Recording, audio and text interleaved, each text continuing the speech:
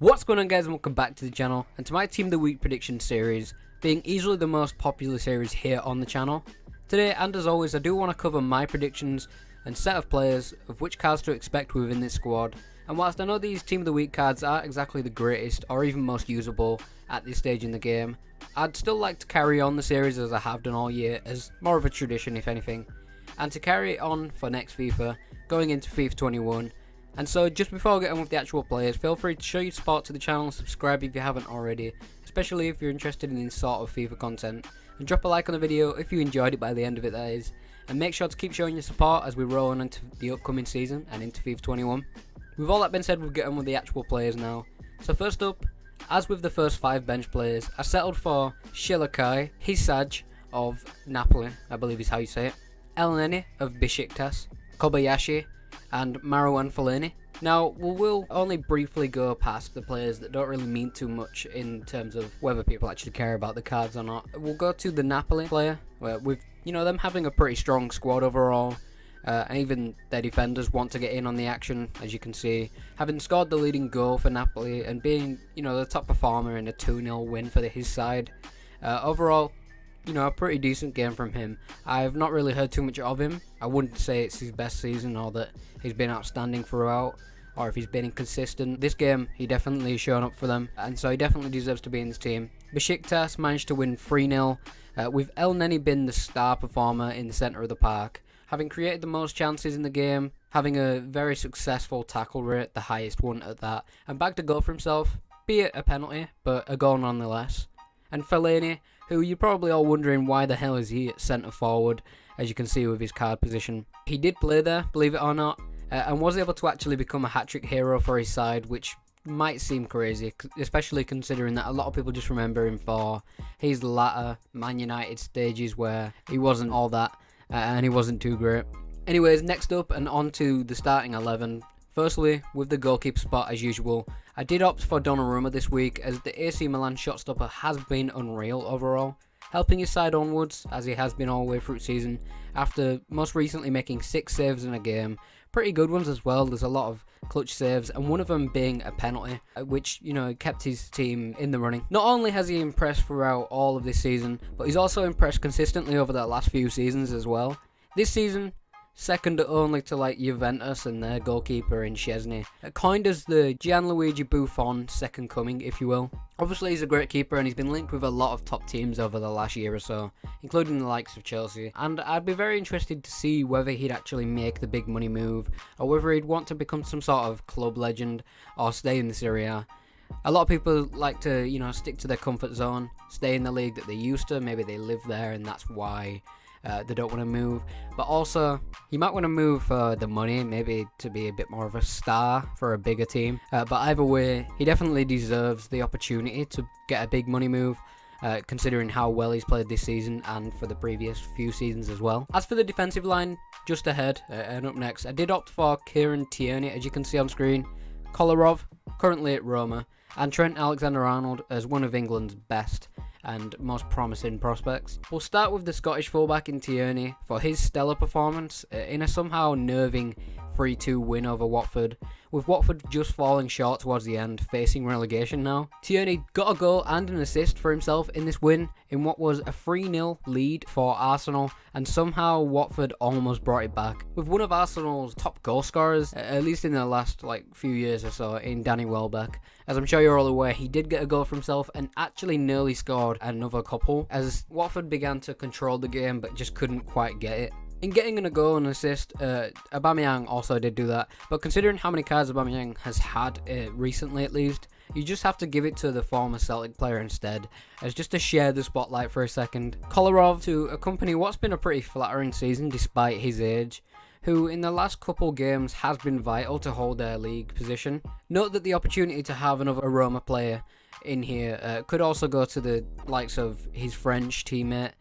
playing in the midfield in Veretout, and he got 2 goals himself, be it both from the penalty spot, but 2 goals nonetheless as always, and he's definitely, again, a very decent player for Roma and could definitely be in this squad. And Trent to round off this section with his world-class season, where he most recently scored an insane yet controversial free kick, as the free kick probably shouldn't have stood, but the fact that he did, he took his opportunities and left Kepa stranded, and he's probably one of the main reasons why Kepa's now been dropped. The English fullback has again impressed through this season, so expect a huge boost going into FIFA 21 and expect EA to give him a team of the week this week following his most recent performances. We'll move on and into the midfield now, consisting of Grealish as a left mid and as a hero card, as you can see, for contributing to his side avoiding relegation. It's been a very close season for them, and maybe it hasn't been the best, but there has been glimpses of hopes with El Ghazi, Trezeguet, Grealish, Konza, a lot of decent players that people thought might leave if they get relegated, and so the fact that they didn't get relegated is a big deal for them. Even if you can explain how they only stayed up because of a goal line technology fault, which is quite interesting. Otavio of Porto, as you can see, is a player who's played several positions this season, whether it be, CDM, right mid, right wing, centre mid, and he's very versatile at that. And Kevin De Bruyne is easily the best Prem player, at least at the moment, proving it yet again with his now 20 assists in the campaign to round off the season, combined with his endless free kicks and screamers throughout the season span as well. Most recently in City's 5-0 thrashing against Norwich,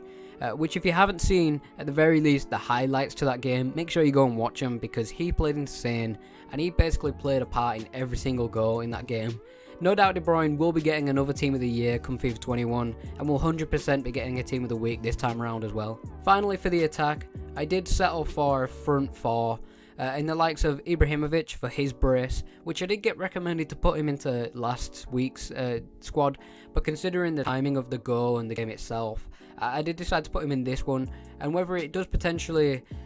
contradict the idea of having Donnarumma in the squad for the AC Milan spot is definitely within question. But as we move on to Ciro Immobile for his world-class season overall, who for Lazio has been insane, world-class if you will, but another player who could potentially have his spot taken by Milinkovic-Savic in this Team of the Week specifically, as he also has been amazing, so just bear that in mind. A Chelsea youngster in Mason Mount, who basically everyone knows at this point, he's definitely made a big name for himself. After being managed under Frank Lampard, he has been brought back to Chelsea from Derby, and he's definitely overperformed in some people's eyes. The fact that he's been able to contribute so much to a side that's managed to get top 4, despite losing their best player, not being able to make any official transfers, and definitely not being able to be in any talks with any players either. And the fact that, playing a load of youngsters, including Mason Mount, they were definitely very much overlooked. And definitely he should be one of the player of the seasons for his side, and just as like a most improved sort of player, he definitely deserves to be up there. And then finally, Romelu Lukaku, as easily one of the most improved players for this season as well.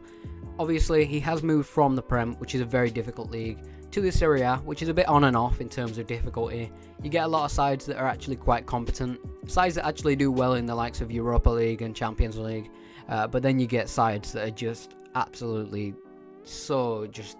they're not really up to it, and I guess that may be why Romelu Lukaku has gone from this absolute laughing stock at Man United to being an absolute goal machine at Inter Milan, and it might be some sort of coaching deficit as well, as we see him go from being managed by multiple people to then getting managed by Antonio Conte and just being absolutely insane. Anyways, that does pretty much sum up my predictions for this week's team. This attacking front four, as much as it's an unconventional formation, it does go to show how many players are actually still on form as we round off the season of 2019-2020. So if you have any players to suggest, please do. Any players you think I might have missed out harshly or I might have just forgotten about, make sure to let me know if I missed anyone. And stick around for the channel for more content like this, whether it be predictions, because once FIFA 21 is released, I will be making the likes of trading videos, Road to Glory episodes once that gets up and running, draft challenges if you want it, and many other ideas like player reviews as usual, and more prediction style videos quite like this. So stay tuned, and yeah, I'll see you in my next video. Peace.